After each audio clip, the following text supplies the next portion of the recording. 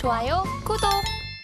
그리고 제약 바이오주에서도 오늘 좀 강세가 관찰이 되고 있습니다. 개별적인 이슈로 좀 움직이고 있어요. 어떤 제약 바이오주에서 좀 이런 모멘텀들이 나와 있을까요?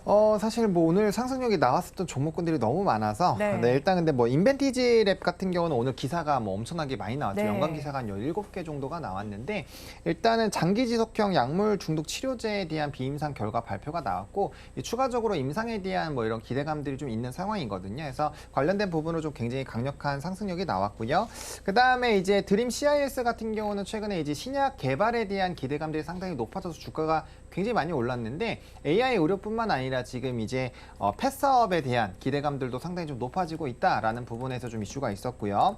한미양품 같은 경우는 실적 개선세에다가 이제 4분기에 마일스톤을 받지 않을까라는 이런 증권가의 전망들 그리고 긍정적인 리포트가 나오면서 굉장히 좀 강세 기조가 나타났고요.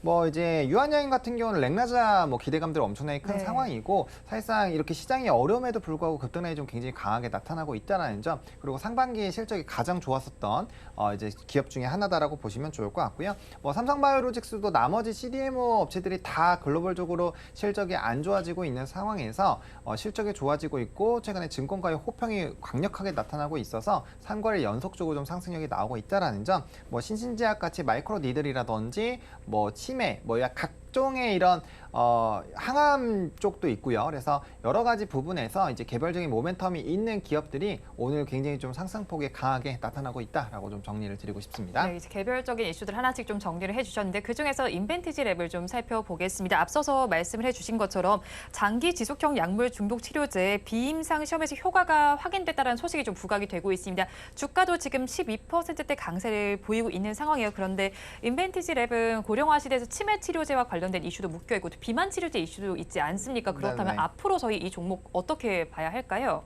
사실 말씀 주신 것처럼 지금 엮여 있는 테마가 워낙 많은 상황이고 네. 또 치매 같은 경우는 또 학회가 이번 달에 또 남아 있잖아요. 네. 그래서 그런 부분에서는 충분히 좀 강력한 상승력이 나올 수 있지 않을까라는 기대감도 있는 상황이고요. 그리고 그렇게 조금 요번에 좀 유의미하게 좀 기대를 해볼 수 있는 것도 최근에 주가가 고점 대비했을 때는 거의 딱 50% 정도 빠져 있는 상황에서 오늘 이제 호재성 기사가 나오면서 주가가 좀 반등이 나왔거든요. 그렇기 때문에 사실상 좀 추세적인 반등 기조는 조금 더 나올 수 있다라는 부분들로 좀 접근 대응해 보실 필요가 있고요. 다만 우리나라에서 바이오주들을 좀 장투하기는 쉽지는 않습니다. 네. 그러니까 이슈나 모멘텀이 있을 때 빠르게 치고 빠지는 전략으로 하셔야 된다라고 말씀을 드리고 싶고요. 물론 삼성바이오로직스나 뭐 한미약품, 유한양행처럼 정말 좀 우량하고 나름대로 기대해 볼 만한 기업들이 있지만 그런 관점에서 좀 장기 투자를 원하신다면 저는 뭐 단연 미국에 상장되어 있는 그런 종목군들도 유심하게 좀 보시는 게 맞지 않을까라고 좀 정리해 드리고 싶습니다. 네, 여러 가지 테마가 엮여 있기도 하고 미국에 상장되어 있는 종목들도 살펴보면 좋겠다고 말씀을 해주셨습니다. 한편 또 우리 시장은 긴 연휴를 보냈습니다. 이후에 지금 뭐 IPO 관련된 줄줄이 상장을 하고 있죠. 거기에 또 바이오 공모주도 있습니다. 앞으로도 상장이 될 예정인데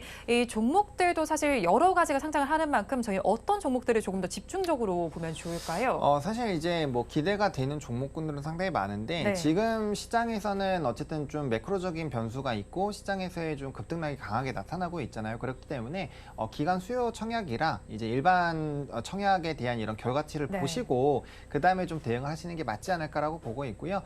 두산 로보틱스 같은 경우도 엄청나게 많은 이제 예탁금을 끌어들였음에도 네. 불구하고 당일에 이제 165%라는 성적을 기록하고 지금 조금 조정이 나오고 있잖아요. 네. 그만큼 지금 시장 자체가 녹록지 않고 거래 대금이 줄어들어 있는 상황이기 때문에 기대가 되는 종목이지만 이게 수요 청약이나 기관 청약에서 좀 좋지 않으면 네. 단기적으로는 주가가 부진할 수 있거든요. 그래서 지금 기업별로 당연히 그 기대감이 있는 기업들이 수요 청약이나 일반 청약이 높겠지만 그 결과치를 보시고 매수의 의사 결정을 하시는 것이 지금 상황에서는 조금 더 안전을 챙길 수 있는 방법이지 않을까라고 좀 정리를 드리고 싶습니다. 네, 일단 여러 가지 종목들이 또 청약이 예정이 되어 있습니다. 청약하는 추이, 뭐 기사를 통해서도 실시간으로 확인을 하실 수 있으니까 이 종목들 추이를 살펴보시면서 어떤 종목을 고르면 좋을지도 판단을 해보시면 좋겠습니다.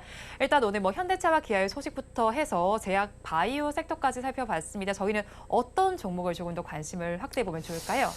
사실 이제 오늘 좀 꼽은 종목은 지금 앞서 언급드렸던 섹터와는 좀 차이가 있는데 네. 만약에 좀 자동차 쪽으로 보신다면 현대기아 저는 진짜 괜찮다고 네. 보기 때문에 좀 중장기로 보시면 좋을 것 같고 저는 오늘 좀 유신을 소개를 드릴까 합니다. 최근에 오늘도 시장을 보시면 뭐 CBDC부터 시작해서 굉장히 다양한 섹터들이 움직이고 있는데 이런 섹터들이 오늘 처음 움직인 게 아니거든요. 네. 한 2주, 많은 시간이 좀 걸린 것들은 한 달 전부터 뭐 적어도 2주 텀이나 이런 이벤트가 부각이 되면서 계속적인 상승률이 나왔었던 섹터이기 때문에 지금 이제 또 정부의 오늘 수출 지원 정책들이 좀 나왔거든요. 산업부에서. 네. 그런 부분에서 본다면 유신이라는 기업을 좀 소개를 드리고 싶은데 이게 사우디 관련된 이슈가 이번 달에 있잖아요. 네. 이재용 회장도 방문을 갔다 왔고 또 이제 업계 그 재계 회장들이 아무래도 이제 사우디 방문에 대한 이슈가 있기 때문에 이런 인프라와 관련된 쪽에 종목군도 좀 관심 있게 보시면 어떨까 싶습니다. 그렇기 때문에 사실 뭐 변압기 쪽도 생각이 나고 건설기계 쪽도 좀 생각이 났는데 그 중에서도 이 종목을 고른 게 일단 사우디로 가기 때문에 네. 사우디 쪽으로 이슈가 되면 이전부터 한미글로벌, 뭐 유신, 뭐 이런 히림 이런 종목군들이 좀 강력하게 시세가 분출됐었거든요. 근데 유신이라는 기업은 이런 이제 인프라 쪽도 사업을 하지만 최근에 항만 관련된 이슈도 좀 있는 상황이고요.